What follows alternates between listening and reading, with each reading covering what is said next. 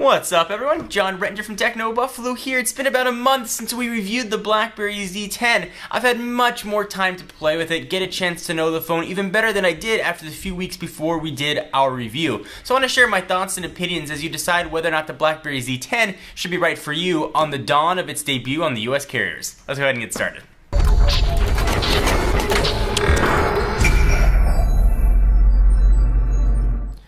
Alright, so here is of course the BlackBerry Z10, and as a refresher, it is the first phone that BlackBerry has released running the new operating system, and that is BlackBerry 10, and that's still a lot of the story here. So when I talked about the review, there were a lot of things I liked about the phone, a few things I didn't like, and for the most part, those still hold true.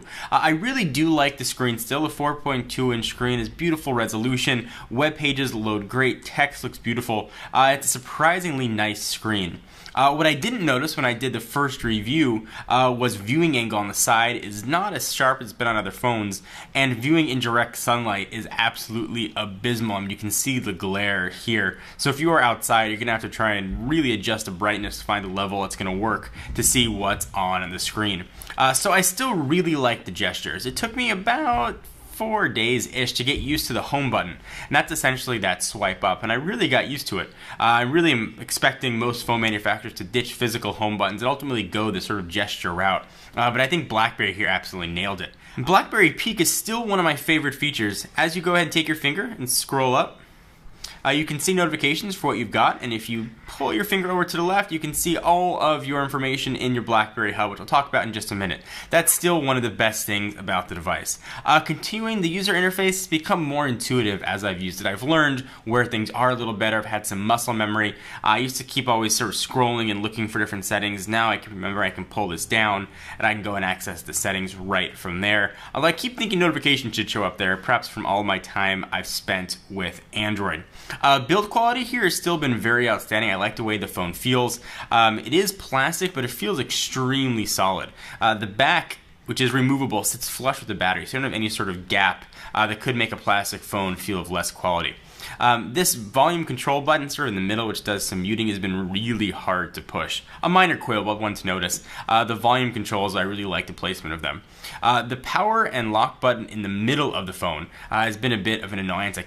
Maybe it's just a personal thing from having tested so many phones, but I'm used to it either being here or up top on the right-hand side. The middle takes a lot of getting used to. Again, small complaint, but something to bear in mind. One of the biggest issues I had with the phone was the lack of applications, and that's still the case now a month later.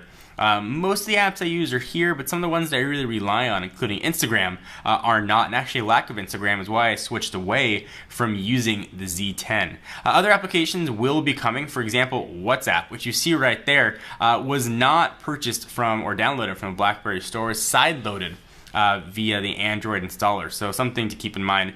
It sort of works, not 100%, so apps like that should be coming, hopefully, sometime soon. I mentioned in my review the calendar that sometimes it would crash when I tried to add a new item, and that still is true. About 50% of the time when I try and add a new item here, it'll work. The other 50% of the time, it's going to crash, and I got to reopen it back up again. The browser here is still as impressive as it was when I first tested. Things load really quickly. The HTML test on it showed it's actually one of the faster browsers out there, and I've had no issues with it at all. And that's a big compliment to what BlackBerry's done, because their previous browsers were absolutely abysmal. So using this, I've really noticed no difference between browsing the internet on iOS or Android. It's just that good. We'll go ahead and go home. I love the multitasking. I love these panes that sort of show new things. So I had the calendar application open. You'll see that it's sort of created almost a live tile. It's telling me that 45 minutes, I've got a Revision 3 status update call. If you want to close those, I still wish you could swipe them off the screen. You got to hit that little tiny X, which can be sometimes hard to hit. I thought the keyboard was awesome when I first did the review. I am now absolutely in love with it. The keyboard is outstanding. From the placement of the frets to the learning what you want to type to being able to swipe words right up on the screen is absolutely incredible. This is hands down the best on-screen keyboard I have ever used, and it gets more enjoyable as you use it. There's a heat sensor below the screen that actually will sense your contact point, so if you always type I when you mean to type U, it'll learn where you're going, and it'll adjust it accordingly, and it works really well, and it learns very fast. So from a keyboard standpoint, as you'd expect from pretty much all BlackBerries, they hit this sucker out of the park. Overall, I've really still been enjoying using the phone. A lack of applications is still my biggest complaint. Battery life that started off outstanding during the initial review has degraded a little bit. When it comes time to the end of the day, now I'm generally below that 20% mark, so that's where it gets to be a little bit nervous time. But I definitely use the phone more than most. So if you're not a heavy user, something you're going to want to keep in mind. Email here is still absolutely outstanding. It comes through almost immediately, quicker on my BlackBerry than it ever was on a desktop application, so pretty cool for there as well. We'll go ahead and go home. I still really like the BlackBerry Hub as well. You can browse through all of your inboxes. They're opening up that API to other third-party applications. It just works well. It's a great way to see a unified inbox. So that has still been very impressive to use. And I said it was the best first-generation operating system that I've ever used, and that's a huge compliment. This is a polished OS. This is a modern OS. This is an OS that is scalable and has a tremendous amount of potential. It's still suffering, though, from sort of new operating system woes, and that's developer support. And I think the success and ultimate success of BlackBerry and BlackBerry 10 is going to be in the hands of developers, and I still think that. If BlackBerry World can get up and running, it can get the applications that the other operating systems have, the future is going to be very bright for BlackBerry. This is a great phone that works very well. However, I still have a hard time recommending it because I just don't know if I trust BlackBerry to be around in 2 years and continue supporting the phone.